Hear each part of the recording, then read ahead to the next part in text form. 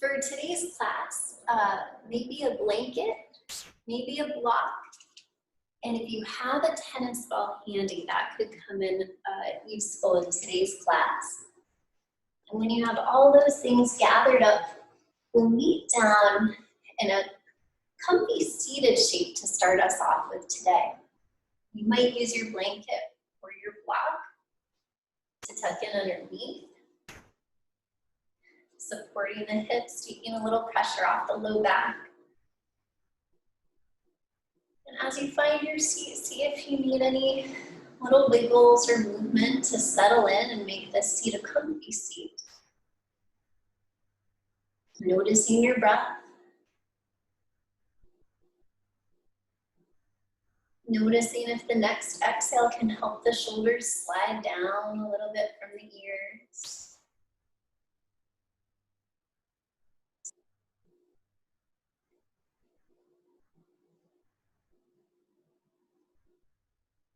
Noticing if your breath moves toward your belly.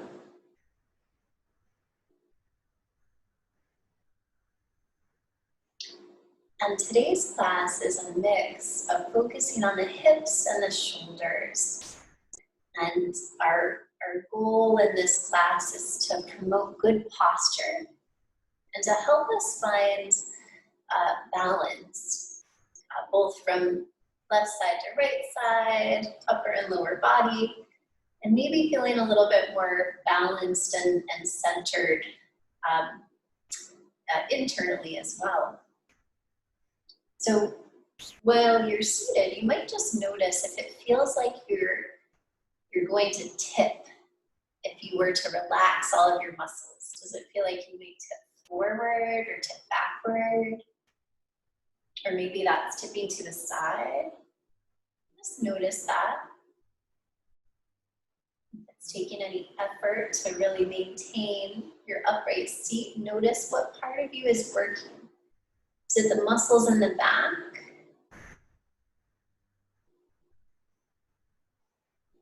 And then when you're ready, we'll start to bring some movement to the shoulders. As you inhale, we'll slide them up toward the ears. Exhale, send them down toward the hips.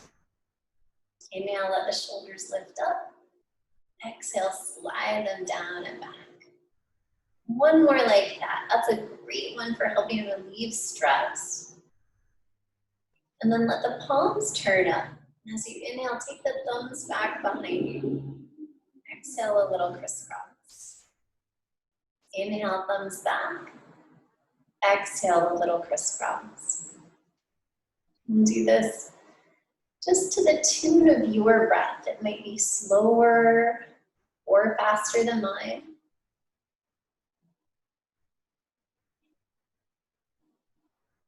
The next time you come back to center, see if you can take the back of the hands toward each other.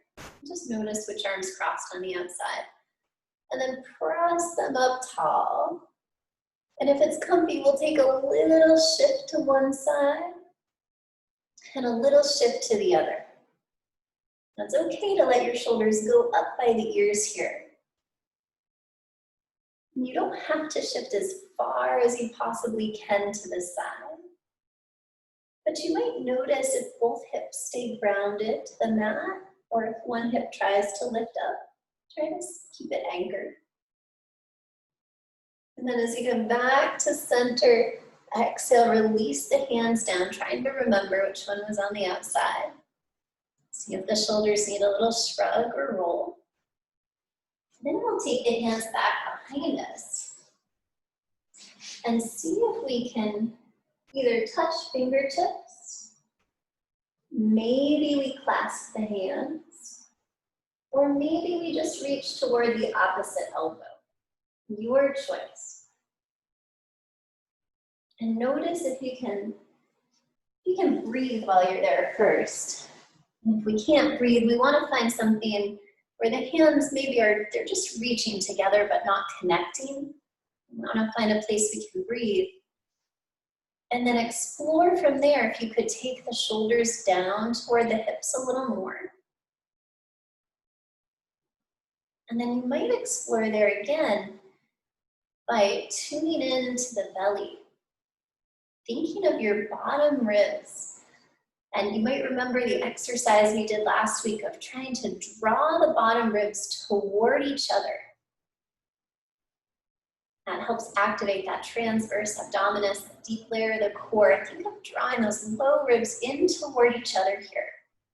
Sometimes when we have hands behind the back, our ribs kind of pop up. This is helping to anchor the ribs in neutral. As you exhale, release the hands, see if the shoulders need a shrug. And then we'll inhale up again. This time we're going to try to cross that other arm on the outside. You can remember which one that was. If not, just trust that what's happening is the right thing for today. And then we'll find our little up and over motion again. Inhaling tall, hips stay anchored as we exhale up and over. Now what you might notice that's different when we keep both hands up here, it might feel a little easier to keep the hips anchored. We'll go one more each way. This time, go ahead and let an arm float down. And just notice if you can keep that hip anchored. Inhale it back up. Exhale, let's move to side two. Flip the other hand down. Sometimes when the hand's down, we take all the weight there. Try to keep the hip anchored.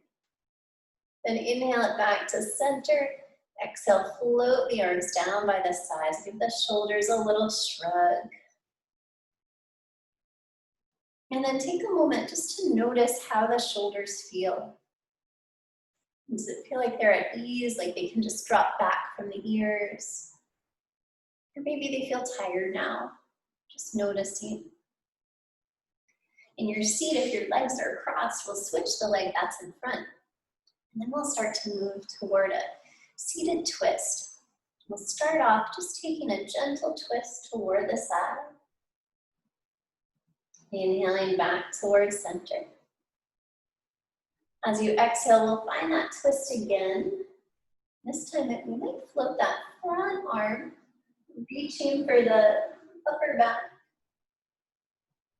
Inhale, take it back towards center. One more twist this way. Maybe we take that top arm to the upper back.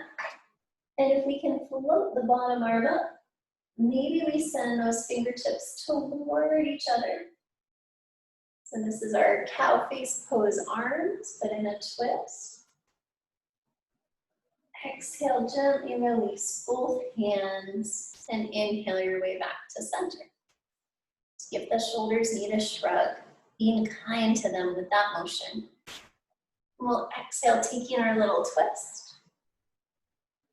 Inhale back towards center. Exhale, moving toward the twist. Maybe floating that front arm to reach for the back. And then inhaling back to center. One more twist this way. We might hold just like this, or if we want to add the arms, we'll send the front arm up and back, the bottom arm down and back. We don't have to touch fingertips together, but we might invite them toward each other if we can breathe while we're here. Exhale, gently releasing the arms, finding your way back to center. See if the shoulders could use a shrug, or if the spine's ready for another shift. Nice work. And then we'll explore just a little bit of play between the shoulders and the hips. So revisiting our little side bend. When we tip to the side, does it feel like that top shoulder gets further away from your hip? And as we come back up, does it feel like it's drawing closer? Try that again to the same side. Just notice if it feels like the distance between the hip and the shoulder changes. Maybe try one more, reaching if it's comfy. Coming back up. Let's explore that on side two. Just a little tip. Does it feel like the shoulder moves further away from the hip? And then does it feel like the shoulder moves toward the hip or a little closer together? And this isn't like a right or a wrong answer. This is just something to notice. And then we'll take one more, maybe exploring extending the arm. And then bringing it back up. Give the shoulders a shrug. Give the spine a shift. We're headed toward cat and cow, so if you'd prefer to stay off the arms today, you can take a rounded and a gently arched seat, or we can fold to make our way toward all fours. And your choice here. Maybe the blanket comes in under the knees, helping to keep them supported. Use an exhale to round. Then inhale to arch. Exhale to round. Inhale to arch. No rush, no hurry with it. And then maybe starting to notice the hips and the shoulders here. Does it feel like they stay about the same distance apart? Or does it feel like they move away from each other at some point? And move toward each other at another? Just notice that. And then when you're ready, settle hips to the heels, soften in child pose. Maybe you're rocking the head a little side to side, massaging that eyebrow area while you're here.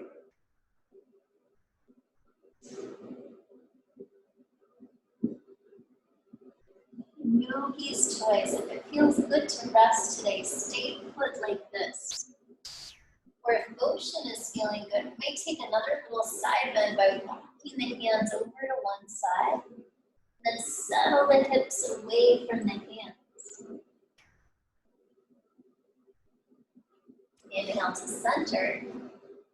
Exhale, hands to side two, and settle hips away from the hands.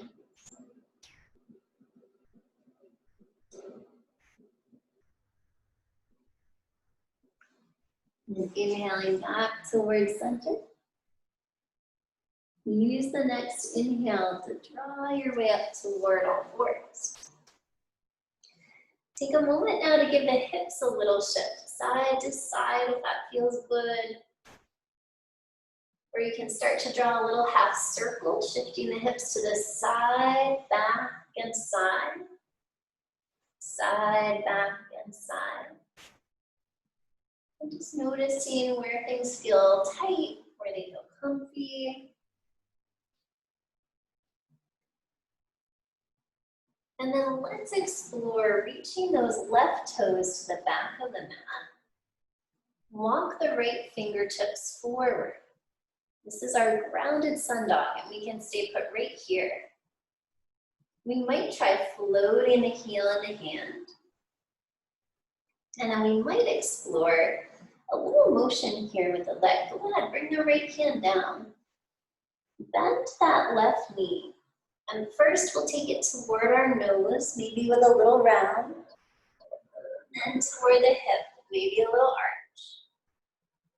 And then what would happen if we took the knee toward our left elbow? Go ahead and press out back through the heel, and we'll try that range one more time. Take knee toward nose, a little round. Heel toward hip, a little arch. And then what would happen if we take the knee toward that left elbow? And then pressing back. Floating down to all fours, take a little shift side to side. If the wrists are tired or tight, you might give them a moment to flip over. Where we can also use a fist for a wrist. Or elbows do work for this one too. You'll just have a little less room when you're swinging the knee. And then let's try side two. Right toes reach back, left fingertips reach forward, grounded sun dog. We can stay put, or we might try floating an arm and leg. Does it feel like you can hug the arm into the shoulder or the leg into the hip? And then float the arm down. Let's take exhale, knee to nose. Inhale, heel to hip. Exhale, take that knee toward the elbow, just noticing that motion. Inhale, press it back, long leg. One more round like that, knee to nose. Heel to hip. Knee toward right elbow. And pressing back long. Floating knee to the mat. And see what feels like it needs a shift. Is that the hips side to side? Is that the wrist that could use a little motion? Just notice what needs a little tending. And then we'll make our way back toward all fours. At yogi's choice, if today's practice should be gentle, settle back to child pose and rest. If it feels comfy, we'll start to shift from puppy stretch into a baby cobra. Puppy stretch, hips go high, hands reach long. And then we inhale, collarbones forward, finding our cobra or baby cobra. Exhale this back. Inhale it forward. And what I'd like you to focus on today are the biceps. When we're here in puppy, can you think of spinning your biceps forward? That helps externally rotate the arm. Just notice if you can spin the bicep or the elbow crease like up and forward. And then can they stay in that shape as we shift toward our baby cobra? That's what helps the arm really plug into its socket there in the shoulder.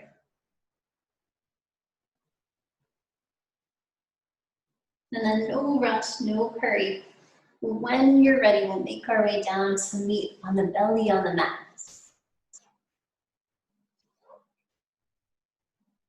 And as you find your belly, you can bend the knees and give the heels a little rock side to side.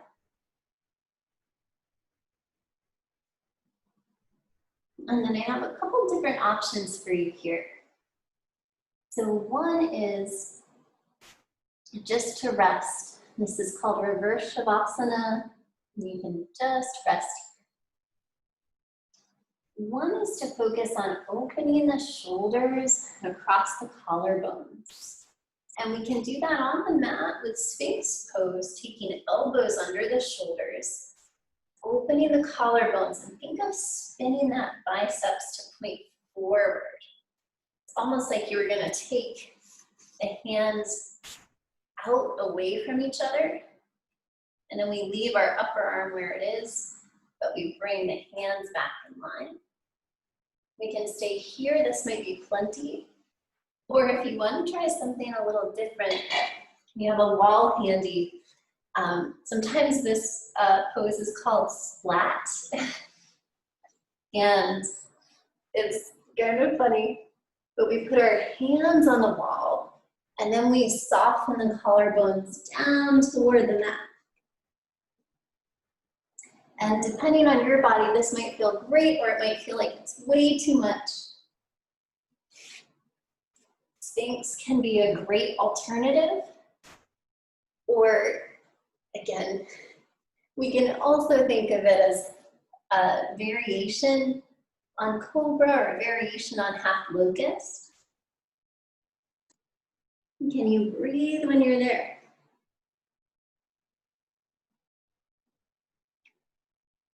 And then when you're ready, we'll all tuck elbows in, meeting in a Sphinx for a breath. As you exhale, widen the elbows, soften to the belly, bend the knees, give the hips a little rock. You can play a little bit with hip range of motion here. If you let one leg go long, keep the other knee bent to about 90, and flex the foot, and just see how far that leg can tip to the right and the left. And if your big toe is drawing an arc here, maybe imagining how big that arc would be. And then we'll switch legs when you're ready. Bend the knee, a little flex in the foot, tipping left and right. Is this arc bigger, smaller? Does this arc go out further to the side, but not as far across? And an interesting one, just to check our hip mobility. And then we'll walk the toes back, trying to reach them back a little further than the other foot. Bend and reach back through the toes. You can try to lift the thigh if that's an option as you reach back, creating a little length. You can match your breath with this, using the inhale to lift and lengthen, the exhale to soften. And that can help walk the ASIS, the front part of our hip crest, toward the mat. It might feel like your hips are a little closer and grounded down now.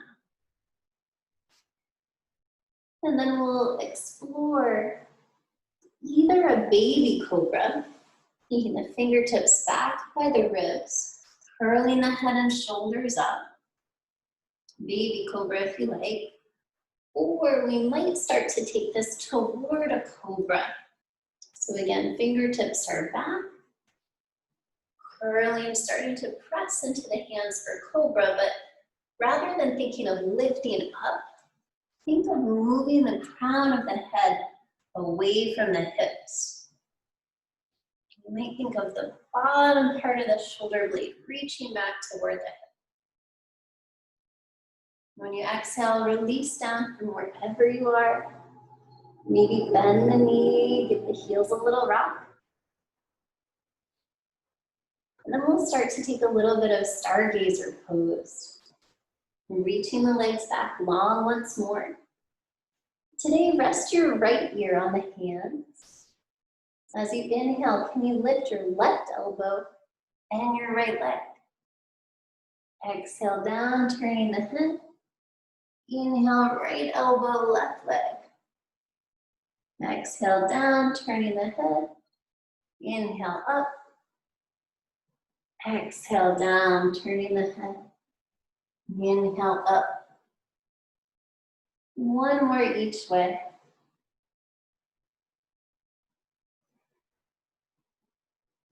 No rush, no hurry with it. And when you meet the mat, we can take a little rest. Maybe wiggling the hips if that feels good, if you have tension in the low back. And then yogi's choice, we're gonna take a little hip helper here. And one that's helpful if you don't have a tennis ball is half frog, drawing the left knee up toward that left shoulder. Breathing and settling there. And you can stay in half frog if you love it. Or if you have a tennis ball, you might take a little exploration here of resting the tennis ball in. You can feel the hip bone. Try resting the tennis ball just inside the hip bone. And notice if that's a spot you can rest.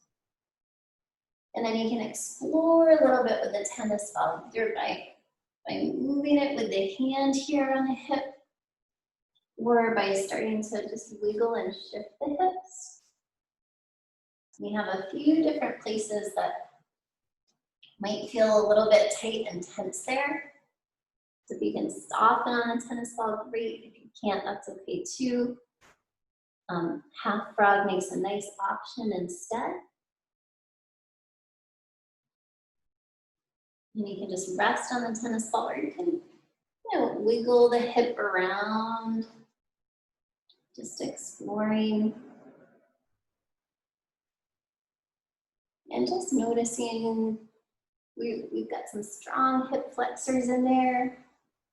So if you start to wiggle the tennis ball down from just inside the hip toward the leg, you might wiggle the leg a little left and right. Can you breathe when you're there? And then when you're ready, we'll take this over to side two. Releasing the tennis ball. If you're in half frog, you'll take right knee toward right shoulder. Or if you have the tennis ball now, placing the tennis ball in under the right hip. And again, this is your choice here. You can not put your body weight on the tennis ball. You can just draw a few circles with it if that feels more comfortable. And you can let things settle and sink on the tennis ball. Or again, we can kind of wiggle and slide it around. And if we bring the tennis ball from just inside the hip down a little bit toward the leg, that's where we'll start to find some of those hip flexors. And rolling a little bit or moving the leg left and right here might help us access those. When the hip flexors get too tight, it can get hard for the hips to have a neutral position, and that can have some big postural consequences. And then when you're ready, no rush, no hurry. Gently releasing the tennis ball here. You might take a moment to soften down. And if the low back feels tight or tired, the heels a little rock. And then yogi's choice, if it feels really good, if you just got rid of some tension and now you're ready just to rest, stay put. Or if you'd like to fire up some of those muscles, we can bring the elbows in under the shoulders. Squeeze the low ribs toward each other, engage the abdominals, and we can float the hips for a little kneeling plank. Or we can lift the knees for actual plank. Dolphin plank sometimes it's called, with elbows down. Can you breathe, lengthening the back of the body, hugging the front of the body in. When you're ready, no rush or hurry. We'll all start to make our way back toward all fours. Use the exhale to round. Inhale to arch.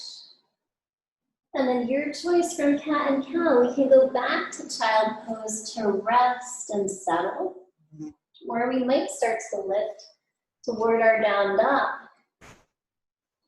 You could stay in down dog, just pedal and walk yourself into that shape.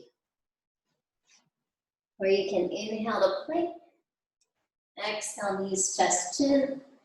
Find your vinyasa flow. No rush, no hurry. There's time enough for 3 flows if you'd like them. There's time enough just to rest and settle. Or if there's anything else your body needs or is craving, take the time for it here.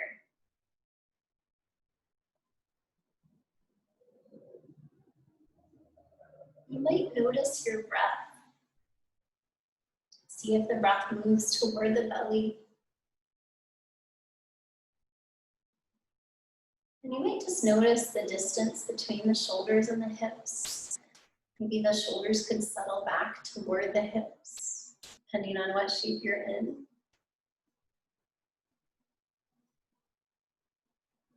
And then when you're ready, we'll start to make our way back to meet on the mat on all fours. Take a moment, little shift side to side.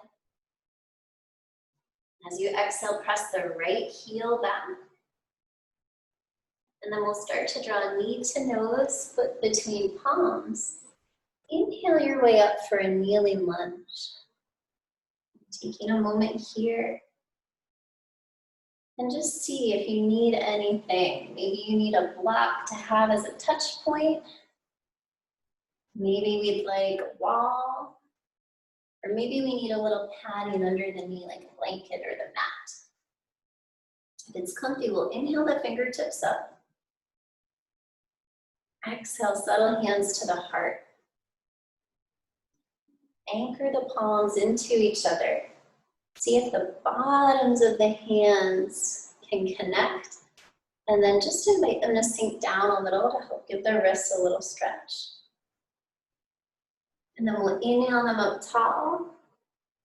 Exhale, see about the hands coming behind the back. They might clasp like we did in our warm-up. You might find the opposite elbow. Or if it's in your range of motion in your practice, maybe we see if the palms can work their way toward each other again for reverse prayer hands. Can you breathe there? And just notice. That might shift how the pose feels. And then when you're ready, we'll release the hands down.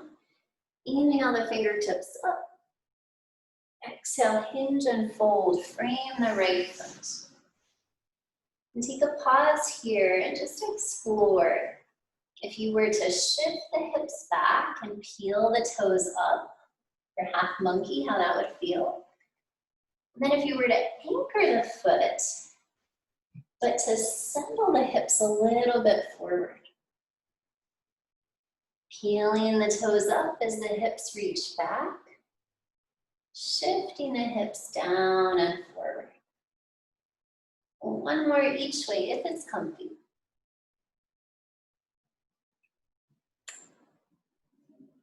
And then as we come forward, go ahead and walk the right hand inside the right foot. And start to walk your hands over to the left. This is sometimes called dragon pose, a variation on lizard pose, which I guess a dragon is a variation of a lizard, right? You'll probably want your back knee down, although sometimes it is practiced with the knee up. Adding the knee down will give you more support. Maybe that right knee feels like it can tip away from the shoulder. And then gently walking back in, we'll find our classic lizard. Maybe just staying put here. Maybe the block comes in under the elbows. Can you breathe in the shape? You can certainly play with floating the back heel if you like. Maybe you play with connecting. Or maybe we just breathe here. There's plenty going on in lizard. As you inhale, gently anchor back into the palms, walking your way back to frame the right foot, and then slide or step back for all fours or high plank. One breath there. Exhale, shift and lift, downward facing dog, pedal in, bend one knee and the other. Before we move to side two, it's yogi's choice. You can stay put here in down dog, maybe thinking of spinning the biceps forward or toward the top of your mat. Maybe you come down to rest in child pose, or maybe you take your 3 vinyasa floats. Noticing what feels best. Checking in with your breath.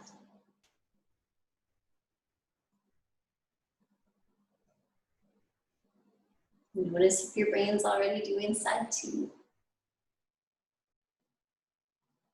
I'll flip around here to make it a little easier to see on side two as well. And eventually, when you're making your way toward the end of the third flow, and when you're wrapping up your rest, we'll start to make our way back to meet on all fours. And taking a deep breath in. And then sending the left heel back.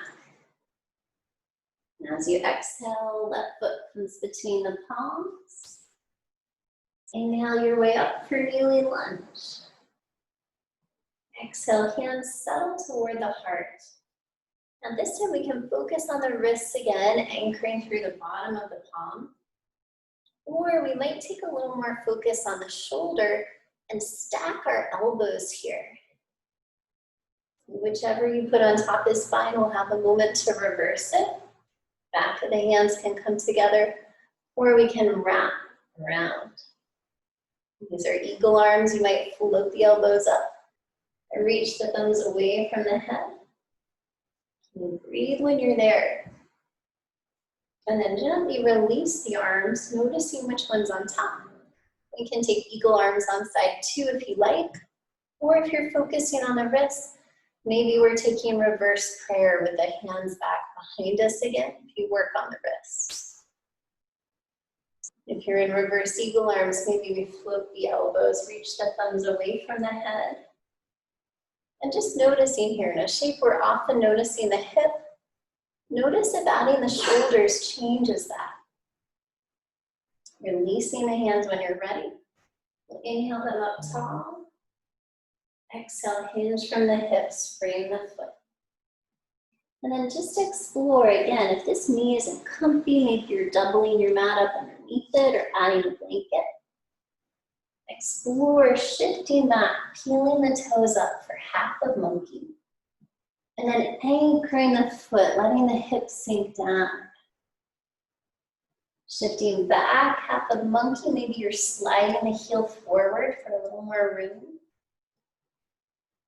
Exhale, sinking and settling down. One more. And then the next time we come forward, we'll explore walking that left hand inside the foot. Maybe we walk our hands over to the right, walking away. Dragon pose, it can be fierce and intense. Be kind to yourself. See if the left knee could tip away a little from the shoulder, if that feels comfy and safe. And then maybe we're walking it back in to find our classic lizard lunge. Maybe that block comes in as a place for the elbows to sink to. Maybe we're floating the back knee. And if you float, maybe you try to connect. Breathing while you're here.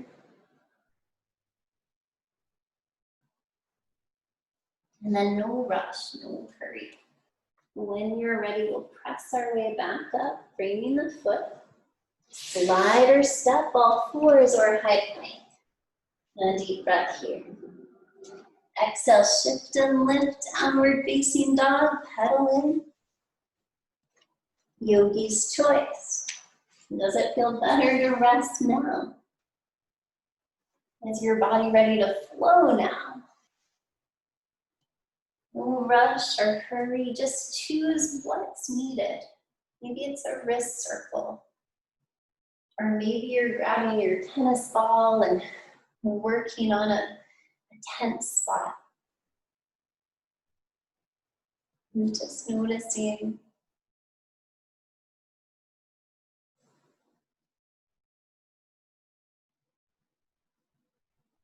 Noticing your breath.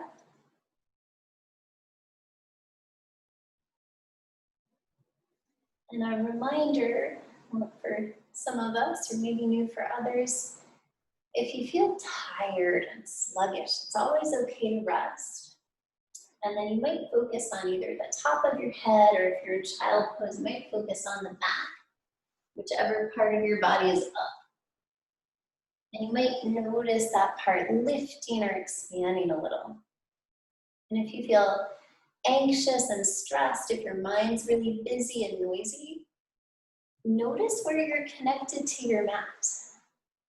Unless I caught you in the split second of a jump when you're lifted up, there's some part of you connected to your mat. So notice that part. That can help calm if our mind is a little bit too noisy. And then you have a big choice coming up next. So our next shape can be an arm balancing shape if you'd like it to be. And we can play with the setup for this pose without actually going all the way into it. So you don't have to balance and float anything if you don't want to. Or we have an option to create some space with a tennis ball. So if you're thinking there's not arm balancing today, Sam, totally fine. What I would do is grab your tennis ball and I would start working on the arms, working on the forearm, the place in between those two bones, the radius and ulna. We often get a lot of tension. You can roll on the mat or with the hand. So options if you don't want to move toward an arm balancing shape. Or we can play a little bit here with baby crow if you'd like to, by placing the forearms on the mat and then to make sure there's space well apart. We might try to reach and see if we can touch the opposite elbow. And then baby crow, sometimes is trickier than crow. We have a broader base on the mat, but our face is a little closer to it. So it can feel a little trickier. And for baby crow, we might play just by curling the toes under and just exploring what it would feel like to shift a little weight into the forearms and back. Now, if you can keep your breath flowing while you do that, that might be plenty for today. We often hold our breath if we feel a little tense.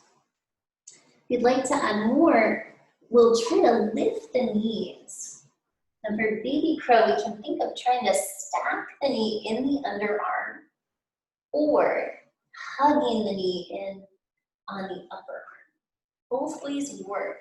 It all depends on your anatomy, which one feels easier or better.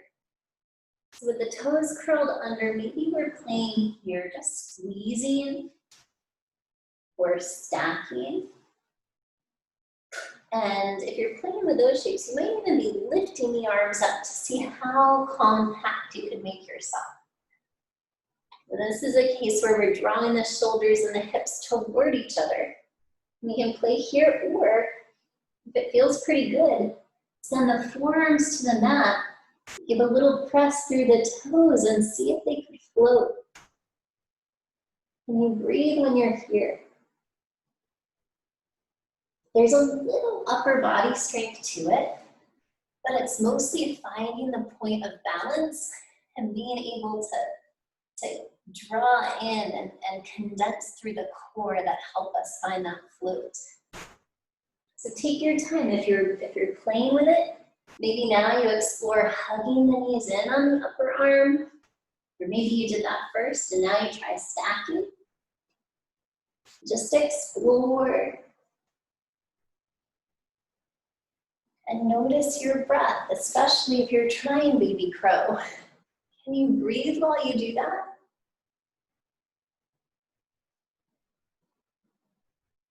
When I first started yoga and we would do these shapes, I'd get so like, oh gosh, can I do it? I don't know if I can do it. And I would just kind of throw myself there, hold my breath, and I usually bump my face into the mat. So really giving yourself the time, permission to go slow, to just play with it, and then to notice the breath can help keep us more grounded, to set a stable foundation for those shapes. And then when you're ready, no rush, no hurry, we'll find our tennis ball and meet back on the mat to now give the shoulders and the triceps some attention. So if you had been working on the forearms, hopefully you switched sides while we did baby crow. If you haven't, switch sides. And then we'll see about drawing some circles on the tricep, the back of the upper arm. And you can circle all the way around to the biceps. In traditional Chinese medicine, they say the lung meridian runs here, closer to the bicep. The heart meridian runs a little closer to the tricep. And just explore, again, drawing some circles around the upper arm. If you find sore spots, maybe we try to draw a little bigger circle around that sore place. And then it's up to you. If you didn't do the forearm and you want to, feel free. Or work up to the shoulder now.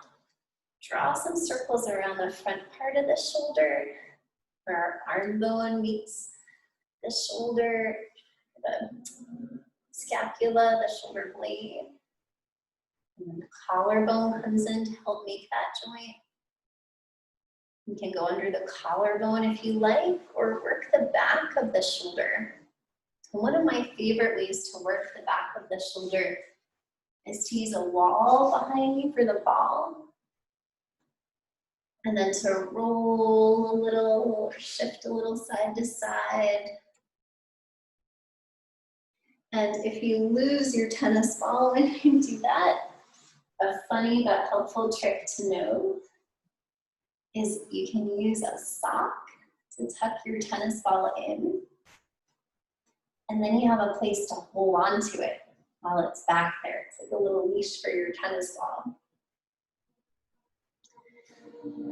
So take your time, there's lots to explore here. Or when you're ready, we'll start to move this over towards side 2.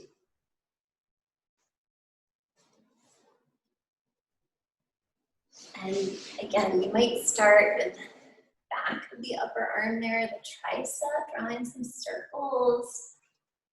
You can circle around the bicep, front of the upper arm. Maybe working around the shoulder. And that cue we talked about earlier about spinning the biceps forward. We're externally rotating the upper arm.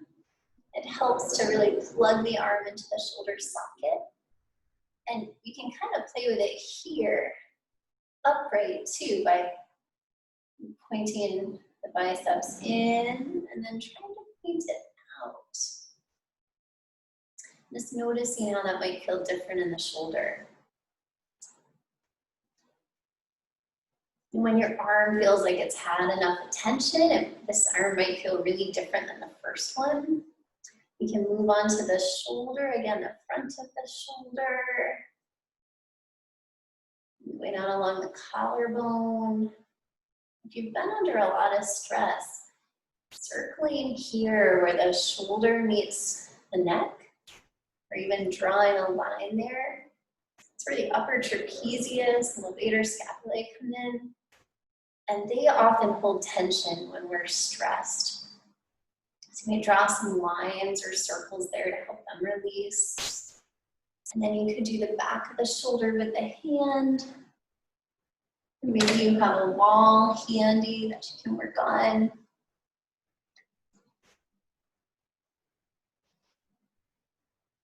Breathing when you're here. This sometimes reminds me of a video of a bear scratching its back against a tree.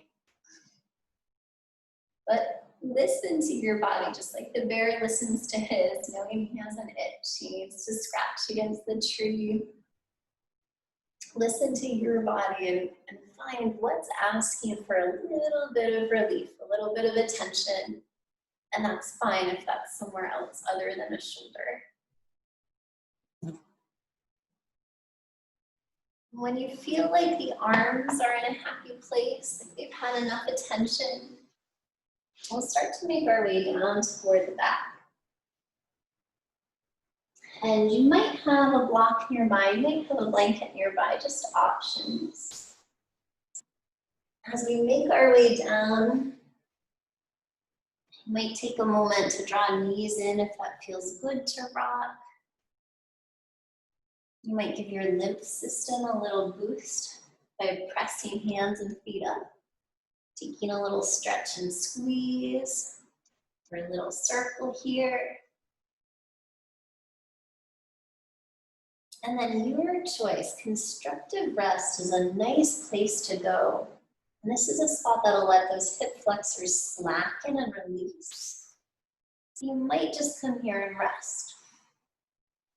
You might choose a stretch to target the back of the hip, like reclined pigeon.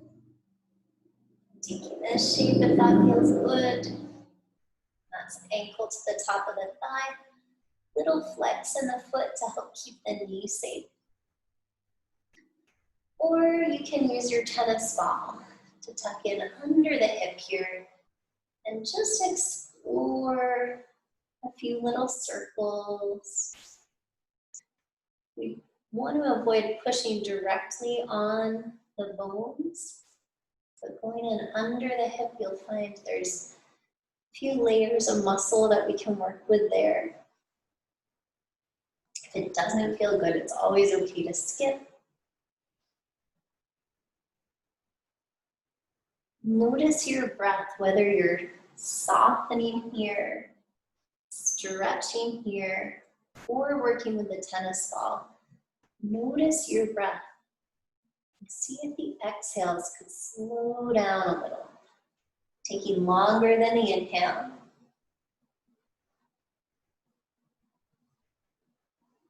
If you're in reclined pigeon, you might start to switch sides if you haven't already.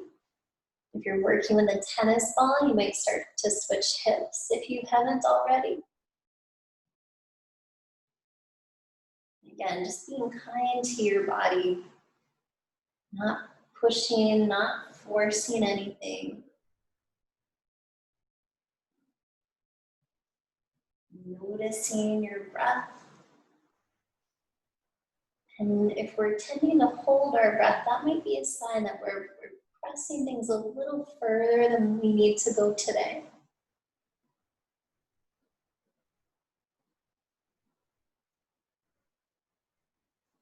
And taking your time with this, especially if you just found a spot that feels really good to work in. And you might take a moment to windshield wiper the legs if that feels good. Letting them rock side to side. You might take a pause and constructive rest if that feels good.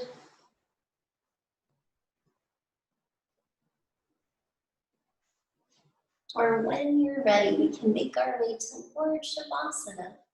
Sending the legs long. Classic final relaxation, we turn the palms up.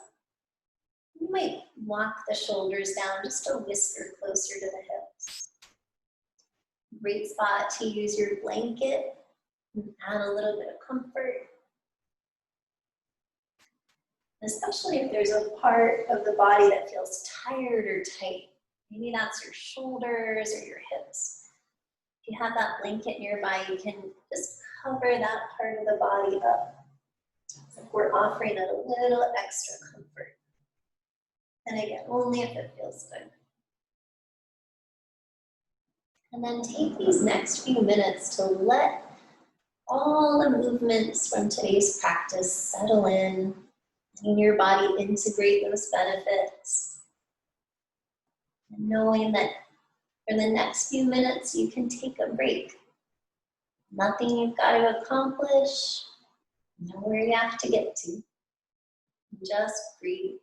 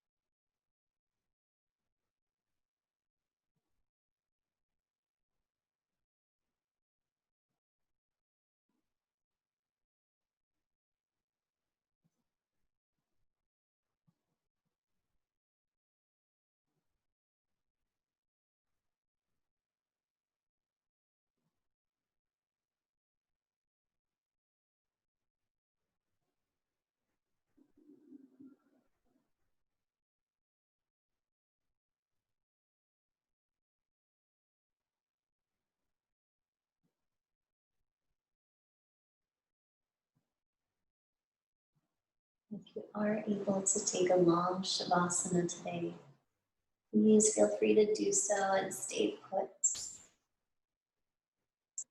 When you're ready, go ahead and stretch through the fingers and toes. Anyone would like to scrunch in or stretch out. Maybe the arms would like to reach, or the knees might like to bend. And take your time, don't rush or hurry with it. I need any motion that feels helpful.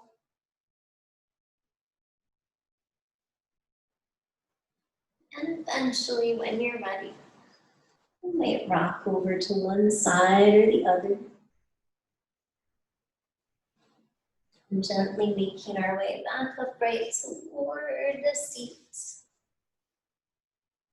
Maybe it's the same seat that you started practicing today, with or without a blanket or a blanket underneath. You might just take a moment there and see what might like a shift to settle in. You might notice if this seat feels different.